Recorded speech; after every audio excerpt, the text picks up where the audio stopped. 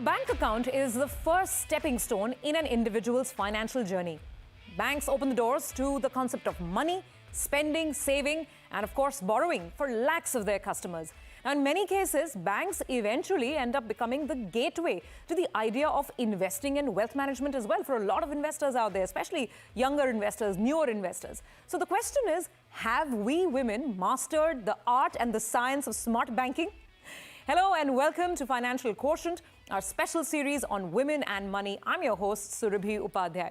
Today, we will get some of the country's most well-known banking veterans to guide us on how women can take charge of their finances and get smart with their banking habits as well. Let me introduce our panel today. Joining me on the show is Ms. Arundhati Bhattacharya, Chairperson and CEO of Salesforce India at present, and of course, former Chairperson of the State Bank of India. We also have with us Mr. Keki Mistry, former CEO of HDFC, who is now a director on many company boards, including blue chip names like TCS as well as HDFC Bank. My third guest on the show today is Rajiv Anand, Deputy Managing Director at Axis Bank, and he's been someone who's seen retail banking behavior for many decades now. Ladies and gentlemen, it's a pleasure to have you on the show. Thank you so much for joining us today. I want to start with getting the panel's thought on the subject itself. Have women become a little savvier with their money? Are they willing to take more charge? As participants in the country's financial landscape, let's get your thoughts in on this first. Ms. Bhattacharya, if you could open the floor. First of all, thank you very much, Surabhi, for having me on this show. This is a matter very close to my heart, as I am sure it is with most bankers, because they really want to see women, participating more and more in the area of banking, investing, insurance, all of these. In fact, one of the AMFI reports that I was looking at, it says that women in the age group of 18 to 24, the people investing in this age group has quadrupled in the period 2019 to 2022. So they are showing a growth rate, an annualized growth rate of 63%, which is excellent news. But having said that, there are also reports that say that 33% of women have never ever invested in their life. And 22% of women don't even know that there are investments in their name, meaning that they have just been putting their signatures wherever family members have been telling them to. Now, all of this is really very disturbing. I would say that we have evolved. We are seeing more women coming forward today, but that we still have a very long way to go.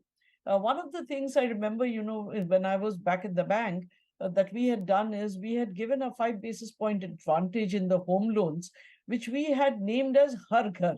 Har, if you put it in English, is, HER, that means a woman's. And if you put it in Hindi, it is Har means every one of them. So Har Ghar was the scheme that we launched for this. And the idea was that if a woman came forward and became a borrower, or even if she was the first borrower, she would get a 5 basis points advantage in the interest rate. And believe me, it worked quite well. After about 2 years, we found that 1/3 of our portfolio had women as co-borrowers and first borrowers or individual borrowers. So I do think there are ways and means of getting to, encourage women to come forward and take these things, take these loans, actually get into the banking habit and thereafter into the investment habit. But having said that, I think we still have a long way to go. And I don't still see the kind of participation of women that I would like to see.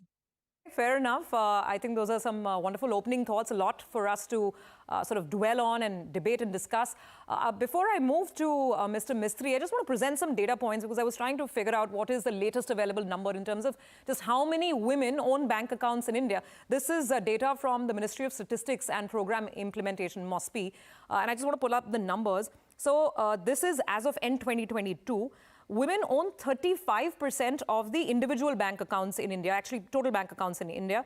That number, the total number, 225 crores. Within that, women is just about 79.4 crores. So the percentage is about 35% in terms of bank accounts. However, when you take a look at the aggregate deposits of the banking sector, then the ownership for women is 20%, just about 1/5 of the total deposits. 1/5 are owned by women. Just some stats to give us an idea of how deep penetration is when it comes to women in the banking sector. Mr. Mistry, if I could get your thoughts in on this as well. And I think Ms. Bhattacharya raised a very important point. I think the housing sector and home loans, where there is a preferential rate for women, I think that as a product has been a big stimulant. Would you agree? See, first of all, before we come to housing, I think I don't entirely agree that women don't have a role in finance. I think women play an important role in finance, most women. If you look at just the household budget, who manages the household budget? It's the woman in the house. A woman learns how to save money out of the household budget, use that money for things which are important for the family. Most women are now working, and therefore they have their own finances to manage.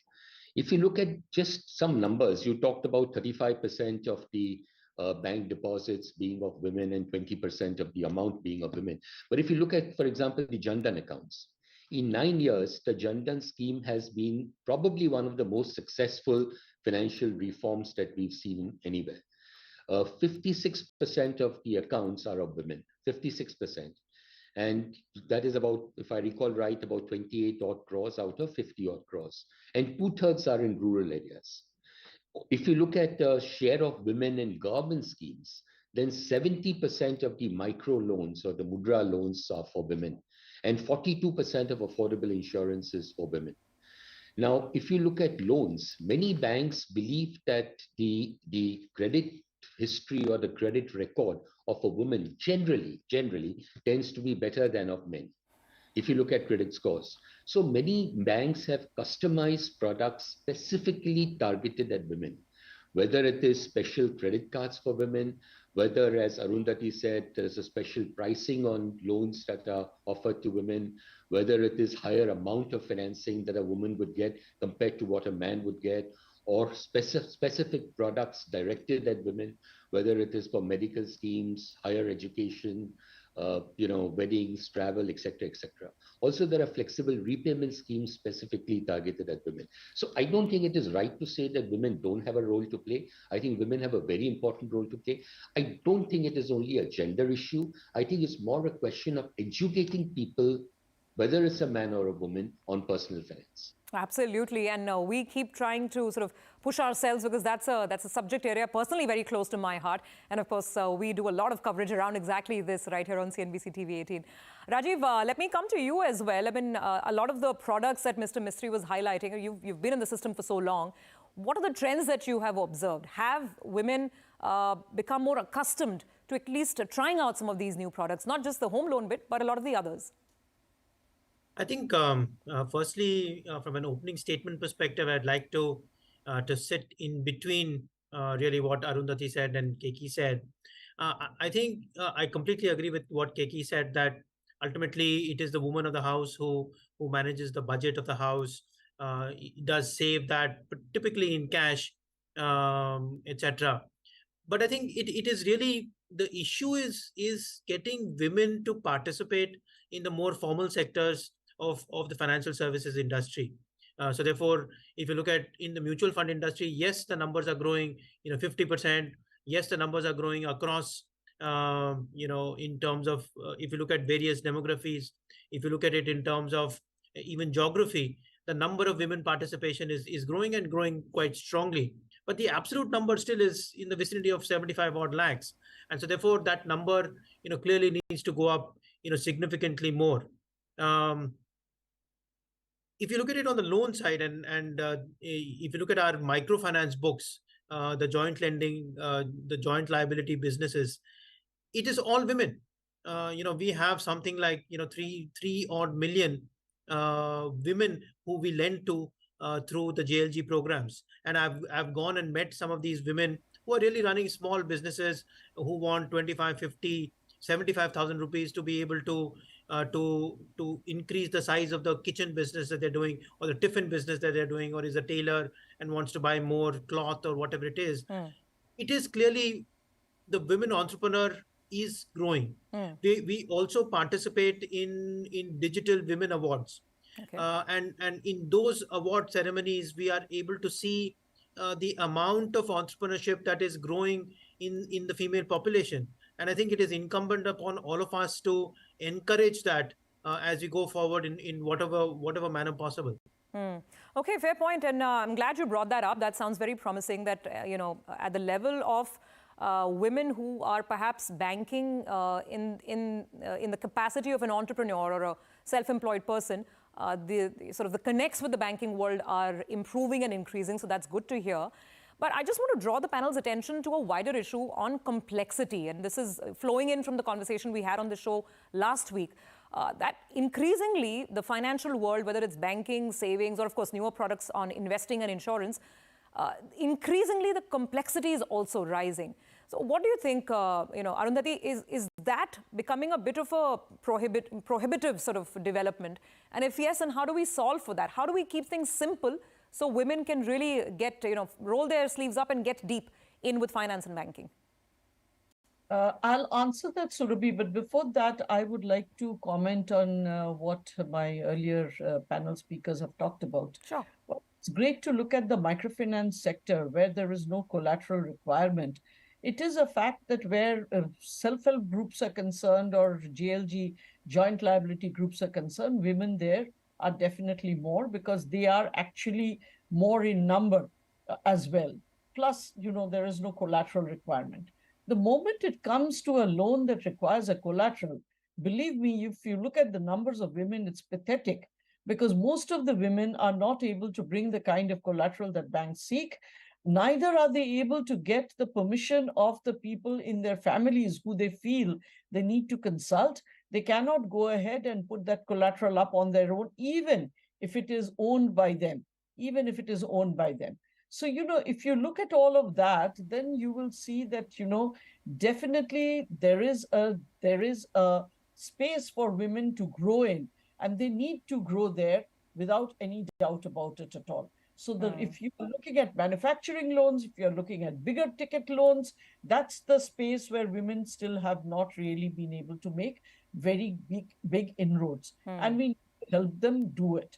And therein lies the complexity, as you call it, because these are the places where, applying means you need to have a profit and loss, you need to have a balance sheet, you need to have done all the formalities.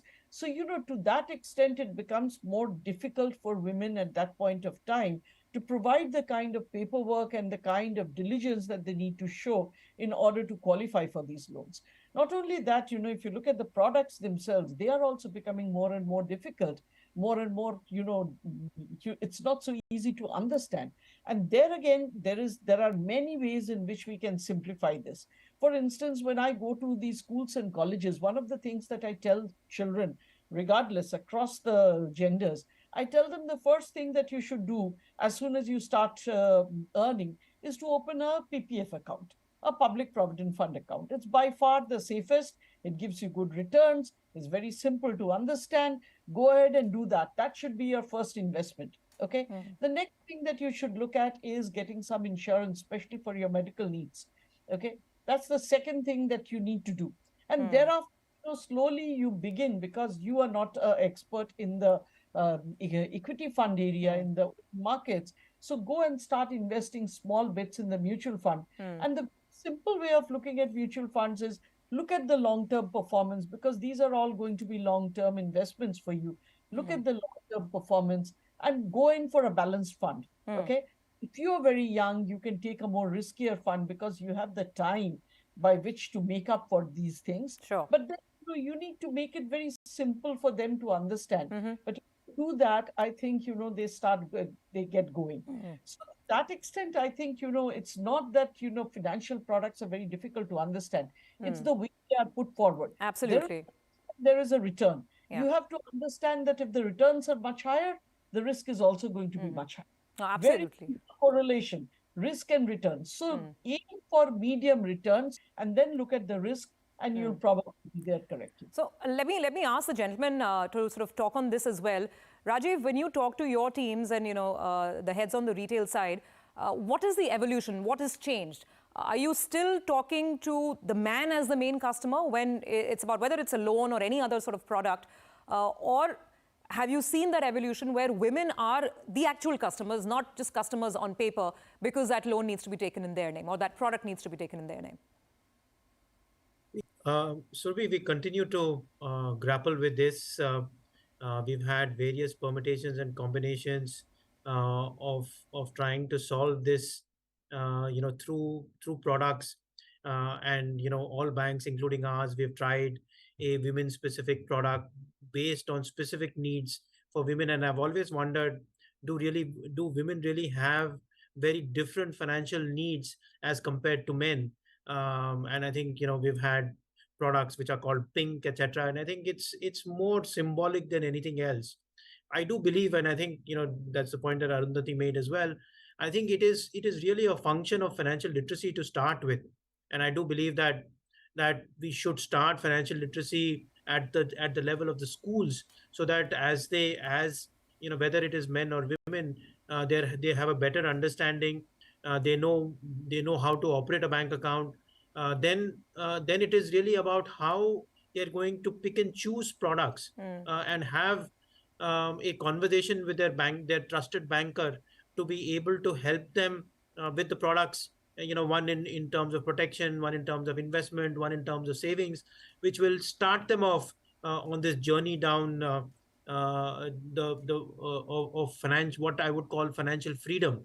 And because ultimately that is what all of us are working towards, whether you're a man or a woman. Yeah, no, absolutely take your point. I think financial literacy is really the center of it all. We were, in fact, just playing some graphics right now, which highlight this. So this is from a study that a web portal, Paisa Bazaar, did about just how many customers, out of over 3 crore customers, how many women come to check their credit scores, how many of them understand, the importance of maintaining a good profile. So those numbers are still low. It's, I think, 88% men, and just about in the mid-teens is where the women actually are. What we'll do is we'll take a break. We'll continue the conversation on the other side and talk about the steps that women can keep in mind when it comes to smart banking.